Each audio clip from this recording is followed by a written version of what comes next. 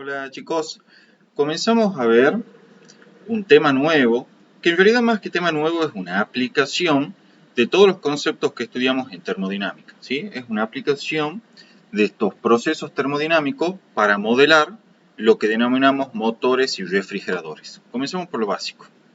¿Qué es un motor? Empecemos a definirlo. Un motor, chicos, va a ser una máquina que absorbe calor desde una fuente caliente que está a una temperatura T sub H, lo convierte parcialmente en trabajo, ¿sí? Que es lo que vamos a denominar trabajo hecho al cabo de un ciclo ejecutado por el motor, y desecha el resto de energía en forma de calor a una fuente fría a temperatura T sub C. Si alguien se lo pregunta, ¿sí? Una fuente, cuando hablemos de fuente en termodinámica, de fuente o foco térmico, no vamos a estar refiriendo a un sistema, ¿sí? Aquí está la definición, nos vamos a estar refiriendo a un sistema que puede absorber o ceder energía en forma de calor sin modificar apreciablemente su temperatura. Esto es, estas fuentes o focos térmicos, ¿sí? Van a poder absorber calor o bien ceder calor sin que su temperatura se modifique en absoluto, al menos no de forma apreciable, ¿sí? Un ejemplo de fuente térmica puede ser la atmósfera. Cuando ustedes, por ejemplo, ponen a funcionar el aire acondicionado de la casa, ese aire acondicionado desecha calor hacia la atmósfera. Sin embargo, ese calor desechado y que es absorbido por la atmósfera no produce una modificación apreciable en la temperatura de la atmósfera, que sería nuestra fuente, en este caso, o foco.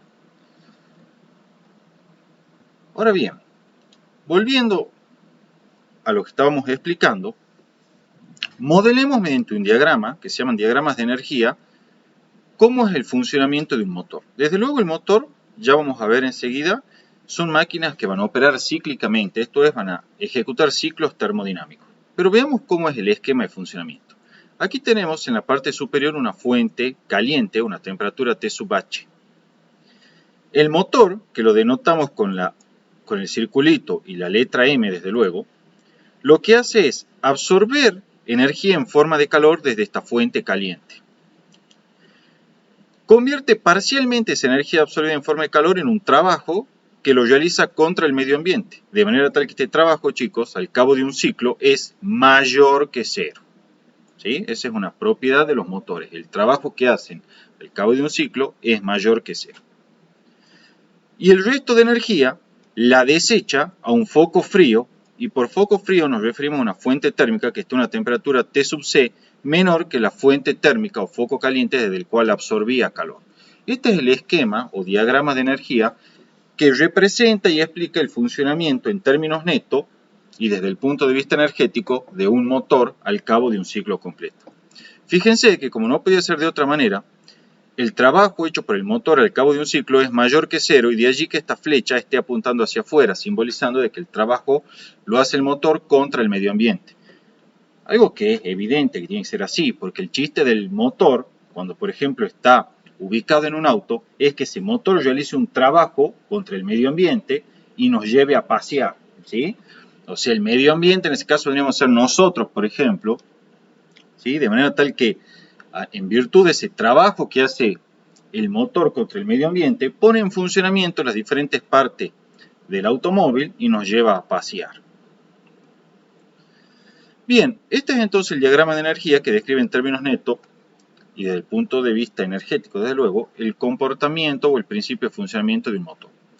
Antes de finalizar, fíjense que el calor cedido hacia el medio ambiente se refiere, por ejemplo, en la vida real al caño de escape de los automóviles, ¿sí? El caño de escape, obviamente no lo toquen, pero ustedes saben que es el mecanismo a través del cual el motor, ¿sí?, expele energía en forma de calor al medio ambiente, debido a que justamente ese caño de escape está a una temperatura mucho mayor que el medio ambiente, ¿sí? Por eso digo que no lo toquen. Si alguien se pregunta de dónde puede haber surgido, provenir en términos prácticos, es decir, en un automóvil, el calor absorbido, bueno, proviene desde la cámara de combustión, que está justo en la parte superior de los cilindros, ¿sí?, que caracterizan a los motores de combustión interna. Esa es la fuente térmica caliente o el foco caliente que hace funcionar tales motores en la práctica, o sea, en la vida real. Como les había dicho, chicos, ya habíamos adelantado, los motores ejecutan procesos cíclicos. Y esos procesos cíclicos siempre son ejecutados en sentido horario por el motor. Fíjense, aquí está el diagrama PV. Sí, acá tenemos un proceso cíclico cualquiera. Recuerden que un proceso cíclico es aquel que comienza en un estado, supongamos este, da toda la vuelta y termina en el mismo estado en el cual comenzó. ¿Sí? Eso es un proceso cíclico, lo vimos en las clases anteriores.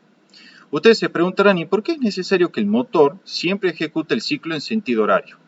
Sencillo, porque si lo ejecuta en sentido horario, yo los desafío a ustedes, los invito a que hagan diferentes diagramas PV con procesos cíclicos cualquiera. Van a ver que siempre que lo ejecuten en sentido horario, el trabajo del ciclo efectuado por el motor, esto es la suma algebraica de todos los trabajos hechos durante todos los procesos que constituyen el proceso cíclico, es siempre mayor que cero.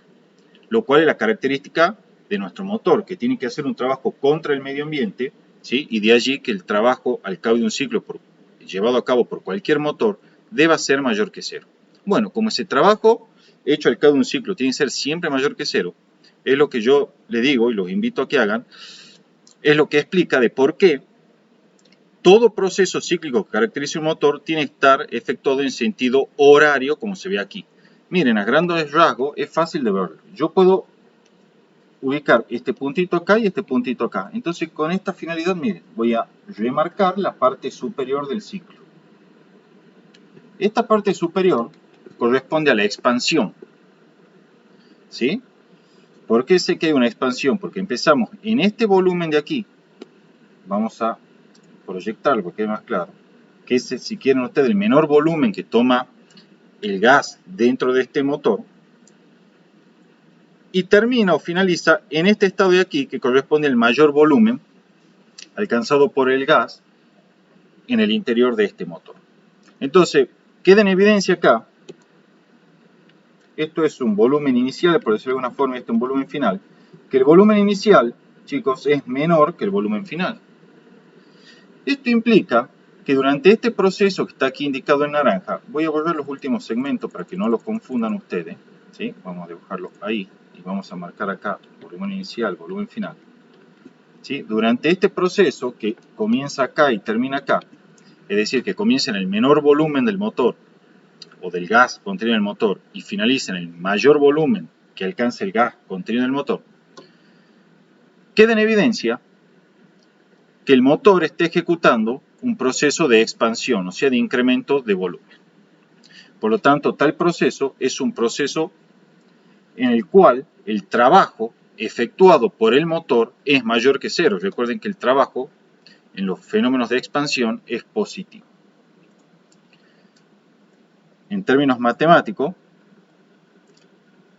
o geométricos, en realidad, ese trabajo hecho durante la expansión, chicos, viene indicado por esta línea achurada o a 45 grados que estoy dibujando aquí. Esa área, ahí rayada, indica geométricamente el trabajo efectuado por el motor durante la expansión del gas en el mismo. Si cambiamos el color, va a ser evidente, vamos a poner un color que destaque, como el azul, que una vez alcanzado el volumen final, como el proceso cíclico debe ser cerrado, el proceso ejecutado por el gas va a ser este que estoy remarcando en azul. Tal proceso, chicos, que se recorre en este sentido que estoy remarcando en azul, se lleva desde un volumen final, o mejor dicho, un volumen B sub F, ahora va a ser en verdad un volumen inicial, ¿sí? Hasta un volumen B sub 0, donde el volumen B sub 0, como ya dijimos, es menor que el volumen B sub F. En otras palabras, a lo largo del proceso indicado aquí en color azul, el gas contenido en el motor ejecuta un proceso de compresión. ¿Sí? Ejecuta un proceso de compresión. Geométricamente, el trabajo efectuado durante tal compresión, cuando vamos desde el volumen B sub F al volumen B sub 0 para finalizar el ciclo, viene dado por este rayado a 45 grados que estoy dibujando acá. Entonces, fíjense que el área rayada en azul, en magnitud, es menor que el área rayada en naranja. De allí que, como el trabajo del ciclo es la suma algebraica de todos los trabajos hechos durante el ciclo, es decir, el trabajo hecho durante la expansión, que es en color naranja, más el trabajo hecho durante la compresión, podemos concluir de que el trabajo al cabo de un ciclo en un motor es mayor que cero. Fíjense, el trabajo hecho durante la expansión es el área indicada en color naranja, le pongo A sub n. Y el trabajo hecho durante la compresión es el negativo del área indicada en azul. En magnitud, el área en naranja es mayor que el área en azul. De allí que esta suma algebraica sea un número mayor que cero y el trabajo efectuado al cabo de un ciclo por un motor, esto es el trabajo en el ciclo recorrido en sentido horario, sea mayor que cero. Ahora bien, ¿cuál es la razón física de por qué el trabajo hecho por cualquier motor al cabo de un ciclo tiene que ser mayor que cero? Y bueno, porque el chiste del motor es justamente que haga trabajo contra el medio ambiente para que nos lleve a pasear, a dar una vuelta, ¿sí? Si ustedes en cambio solo tienen que hacer trabajo sobre el motor, y bueno, eso es porque se les quedó el auto. ¿Estamos, chicos, de acuerdo? Entonces, a resumidas cuentas, un motor viene caracterizado por un proceso cíclico que siempre, sin excepciones, es recorrido en sentido horario. ¿Por qué tiene que ser recorrido en sentido horario? Porque de acuerdo a la demostración que hicimos hace un rato, siempre que un ciclo sea recorrido en sentido horario, la suma algebraica de las áreas durante el proceso de expansión y de compresión va a ser siempre mayor que cero. Ahora bien, ustedes me preguntarán, ¿y por qué tiene que ser mayor que cero? Bueno, porque justamente el chiste del motor es que realice trabajo contra el medio ambiente para llevarnos a pasear. De allí que el trabajo del ciclo en todo motor siempre debe ser mayor que cero. Fíjense que acá, sin querer queriendo, ya les demostré también algo que yo les había dejado como tarea, que era que ustedes se den cuenta por qué en un ciclo, vamos a dibujarlo acá, el trabajo del ciclo es el área encerrada por el ciclo justamente. Acá se ve clarito. El trabajo del ciclo, ¿sí?, es la diferencia entre las áreas durante el proceso de expansión y el proceso de compresión. Entonces, tal diferencia va a ser el área en naranja menos el área en azul. El área que resulta de ser el área en naranja menos el área en azul es el área que estoy rayando acá en forma vertical y que es justamente el área encerrada por el proceso cíclico. Bien, entonces, chicos, para ir terminando, vemos aquí, está la conclusión, ¿sí? En el motor, el ciclo siempre ocurre en sentido horario. O sea, si es un motor, sí, solamente si el ciclo en sentido horario. Si el ciclo en sentido horario, también implica que es un motor, ¿sí? Vale de izquierda a derecha y de derecha a izquierda la proposición. Desde luego, podemos aplicar la primera ley de la termodinámica a un motor. Ya saben ustedes, ¿sí?, que como el motor ejecuta un proceso cíclico, el cambio de energía interna al cabo de un ciclo es cero, porque la energía interna es función de estado. Entonces, la primera ley diría que el cambio de energía interna al cabo de un ciclo es igual a cero. Esto es igual al Q del ciclo menos el trabajo del ciclo. O sea que despejando de acá, llegamos a la conclusión que al cabo de un ciclo, el trabajo del ciclo es igual al calor absorbido y o cedido durante un ciclo. Recuerden, esto lo vimos con anterioridad, el Q del ciclo es la suma algebraica de todos los calores absorbidos o cedidos en los diferentes procesos que constituyen o componen el ciclo. El trabajo del ciclo es la suma algebraica de todos los trabajos de expansión y o compresión efectuados en los diferentes procesos que constituyen el ciclo. Desde luego, el calor, como todo calor, puede ser absorbido o cedido. Entonces, hablar del calor del ciclo es lo mismo que hablar de la suma de todos los calores absorbidos más todos los calores cedidos en los diferentes procesos de un ciclo. ¿Sí? Tan sencillo como eso. Y como el calor absorbido es positivo y el calor cedido es siempre negativo, entonces esto se puede escribir como Q absorbido menos valor absoluto del Q cedido. ¿Sí? Bien, es una ecuación bastante sencillita que vale siempre. De hecho, vale para cualquier proceso cíclico. Bueno, aquí está la aclaración. Q absorbido es la suma de todos los calores absorbidos durante los diferentes procesos del ciclo. Y el Q cedido es la suma de todos los calores cedidos durante los diferentes procesos del ciclo. Cuando digo absorbido por el gas o sustancia de trabajo del motor, y cuando digo cedido, es cedido por el gas o sustancia de trabajo del motor.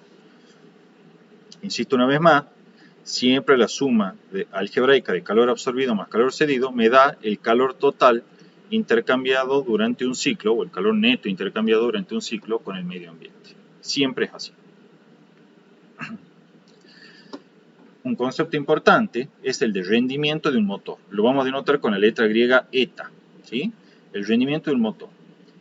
Se define como el trabajo efectuado durante un ciclo por el motor dividido en el calor absorbido. O sea que esto es una relación entre, fíjense, lo que me ofrece el motor versus lo que me pide para ofrecerme esto, ¿sí? Es una relación, si quieren, de costo-beneficio.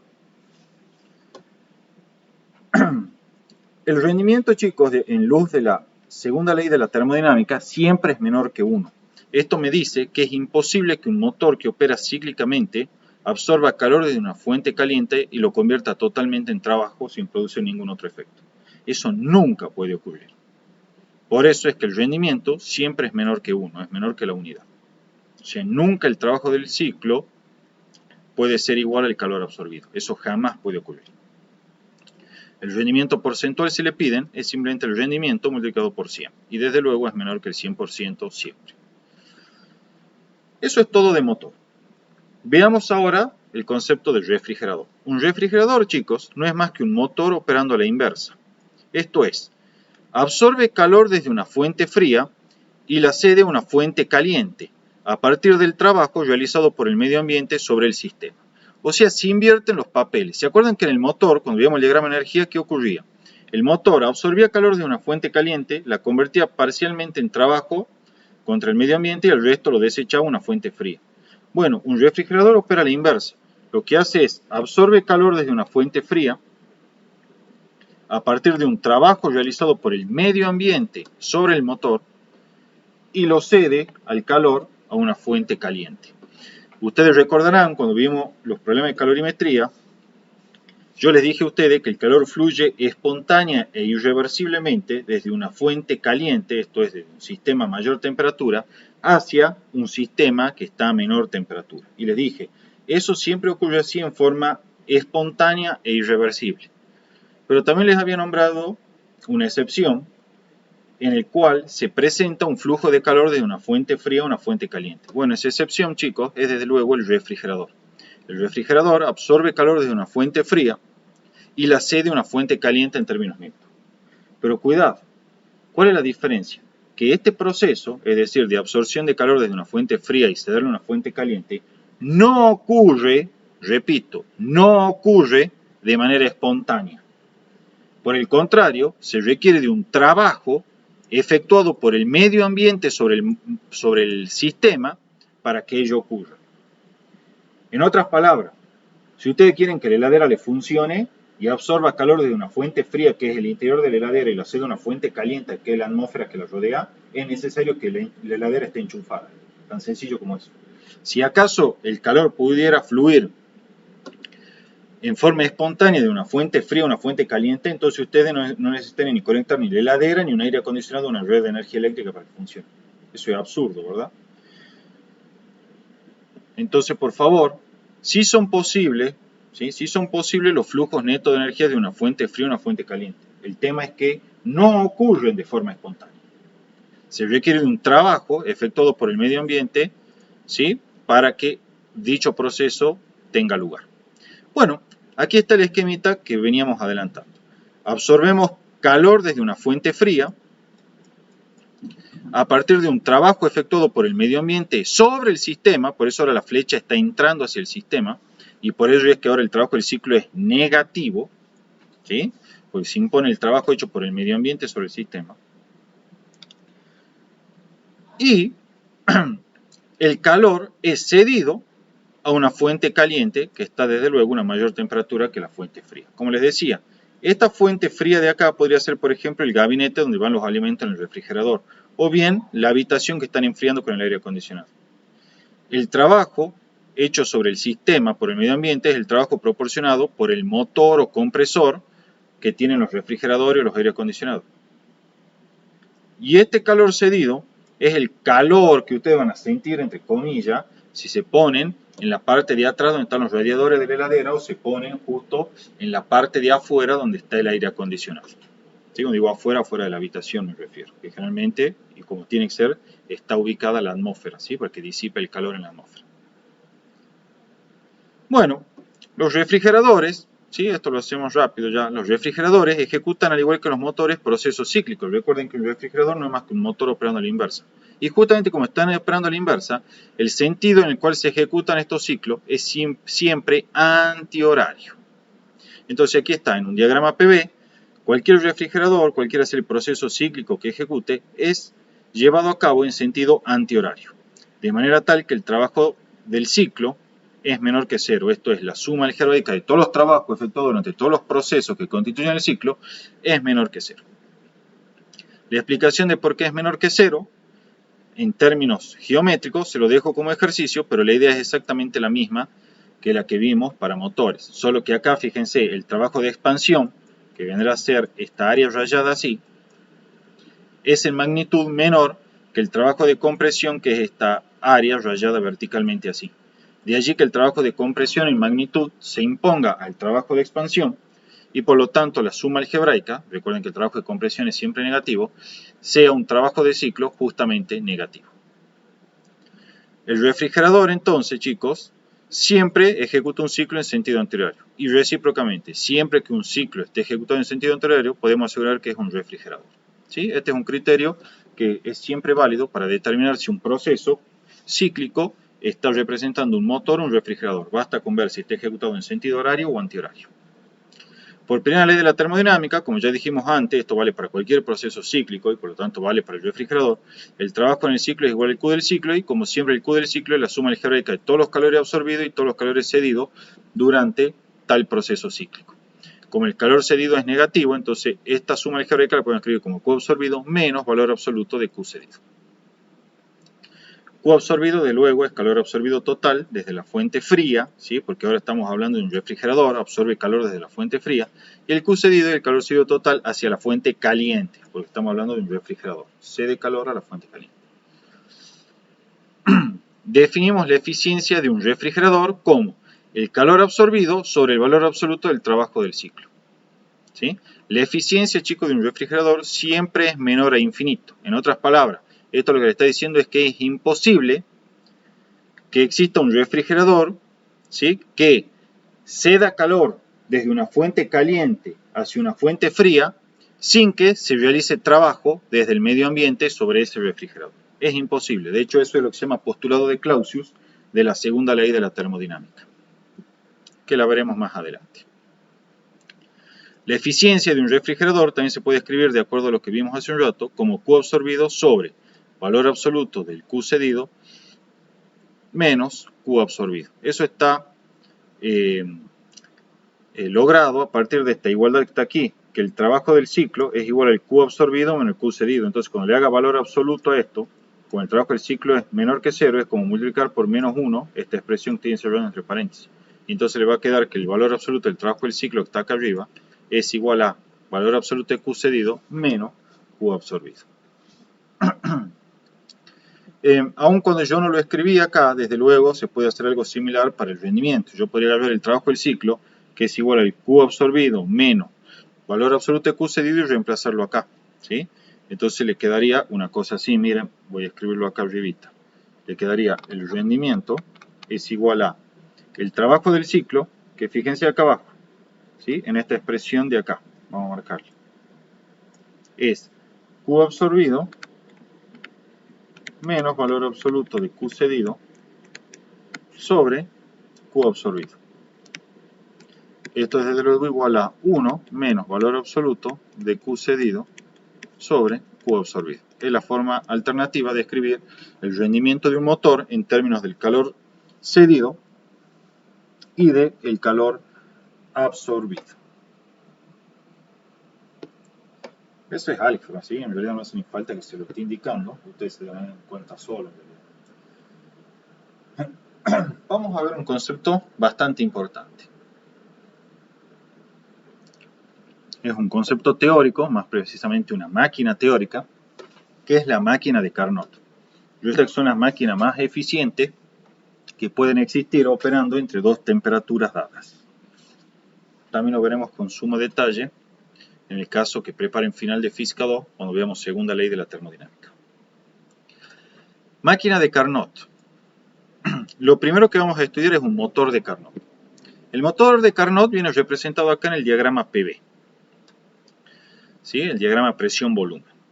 El ciclo de Carnot está constituido por el proceso AB, BC, CD y DA. ¿Qué es cada proceso? El proceso AB está detallado acá abajo, ¿sí?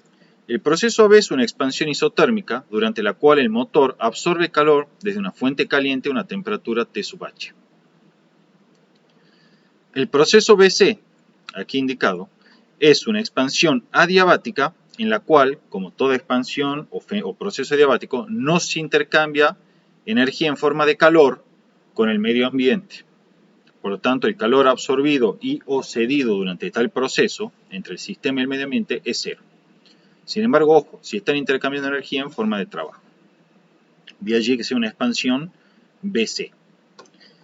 El proceso CD es una compresión isotérmica a temperatura T sub C, es decir, la sustancia de trabajo en el interior de la máquina de Carnot se comprime, ¿sí? Es un gas ideal en general la sustancia de trabajo. Cuando nosotros trabajemos con este diagrama PV, es un gas ideal la sustancia de trabajo de la máquina de Carnot.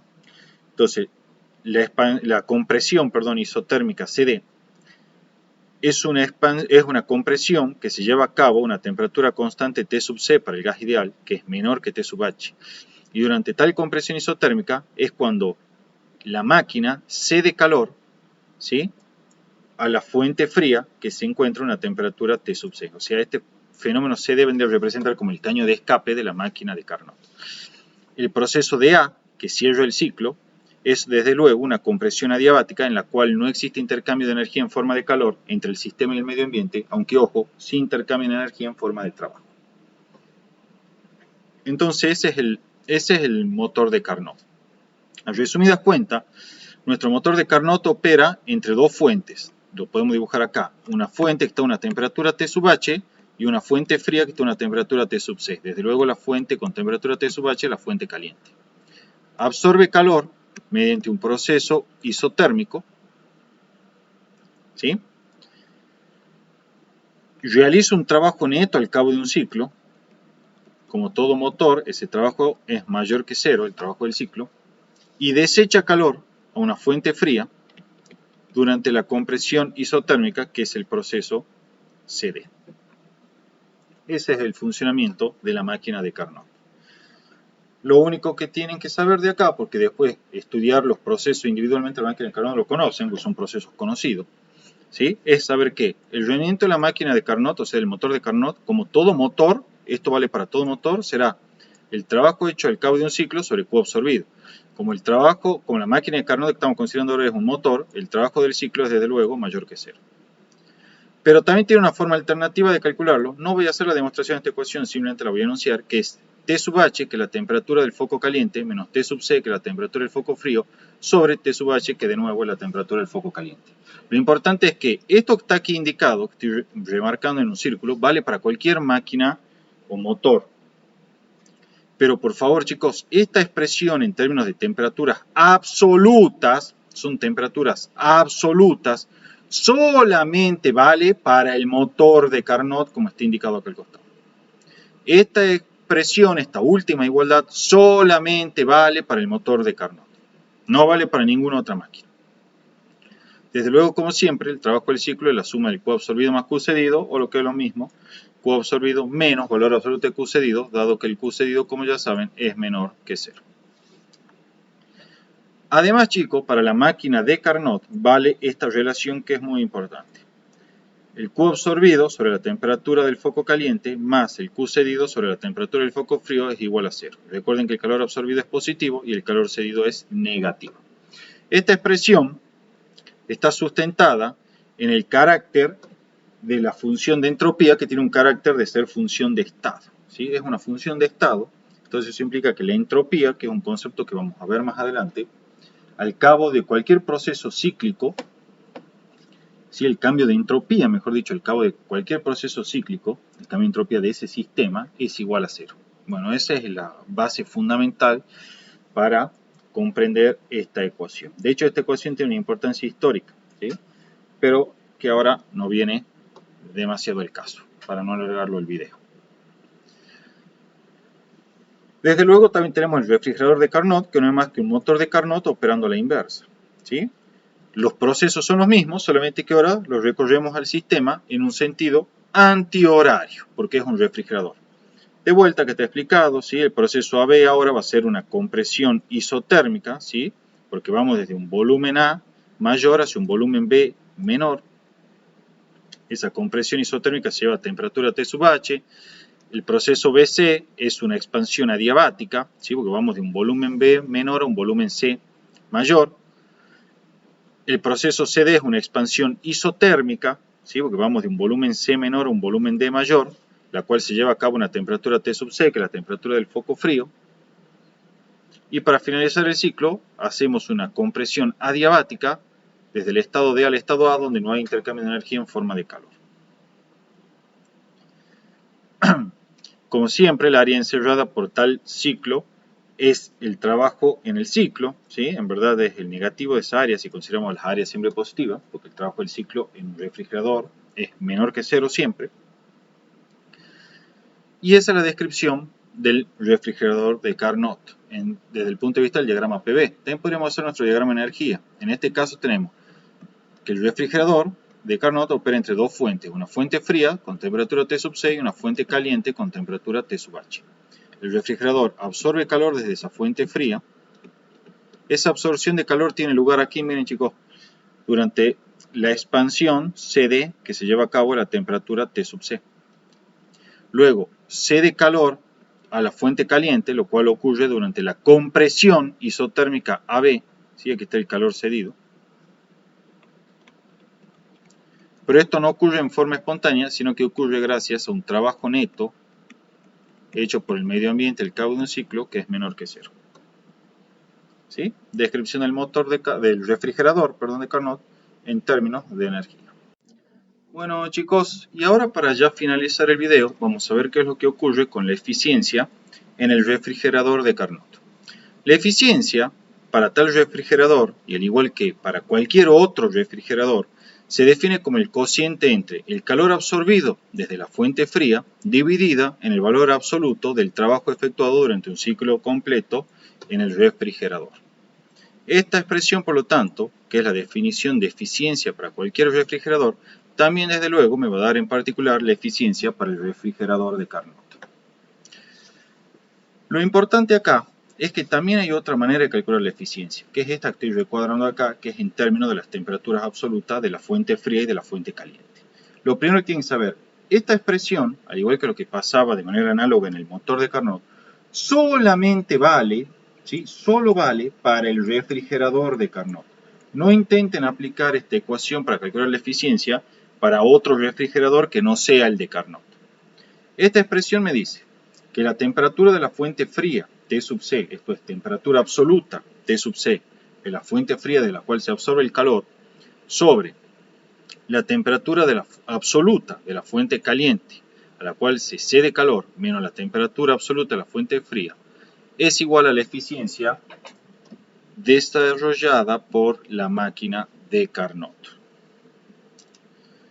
Por primera ley de la termodinámica, ya saben, el valor absoluto del trabajo del ciclo es igual al valor absoluto del Q cedido, ¿sí?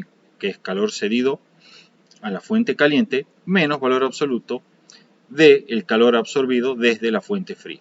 Como el calor absorbido es siempre una cantidad positiva, desde luego, aquí no es necesario entonces, en este último término, establecer las barras de valor absoluto. Es lo mismo y es indistinto. Para finalizar, tenemos una expresión totalmente análoga a la que vimos para motores y que está fundamentada también en el hecho de que la función de entropía es una función de estado. Lo vamos a ver en la segunda ley de la termodinámica, no me importa tanto que lo sepan ahora. Y dice simplemente que el calor absorbido desde la fuente fría, dividido en la temperatura absoluta de la fuente fría, esto es T sub C, más el calor cedido a la fuente caliente, dividida en la temperatura absoluta de la fuente caliente es igual a 0. En el Sears es común que esta expresión la vean escrita de esta forma. El Q absorbido lo escriben como Q sub C, haciendo referencia a que es el calor absorbido de la fuente fría. ¿Por qué ponen con C fría? Porque bueno, el libro en verdad tiene origen inglés y frío en inglés es cold. ¿Sí? Entonces este es Q sub C, quiere decir el calor absorbido de la fuente fría, cold. ¿Sí? Sobre T sub C, que es la temperatura de la fuente fría desde la cual se absorbe ese calor. Más, y escribe Q sub H sobre T sub H, igual a 0. ¿Por qué escribe H? Por hot, ¿sí? Caliente. Entonces esto representa el calor cedido hacia la fuente caliente dividida en la temperatura absoluta de la fuente caliente, igual a 0. Como justamente en un refrigerador de Carnot el calor absorbido de la fuente fría es justamente absorbido, es que yo en vez de escribir Q sub C puse Qabs, porque es calor absorbido y desde luego es mayor que 0. Y como en un refrigerador el calor Q sub H se cede a la fuente caliente, es que yo aquí puse justamente Q cedido a la fuente caliente y es menor que 0 como todo calor cedido. Bueno, con eso chicos queda terminada esta parte de motores y refrigeradores. Cualquier duda por favor me escriben.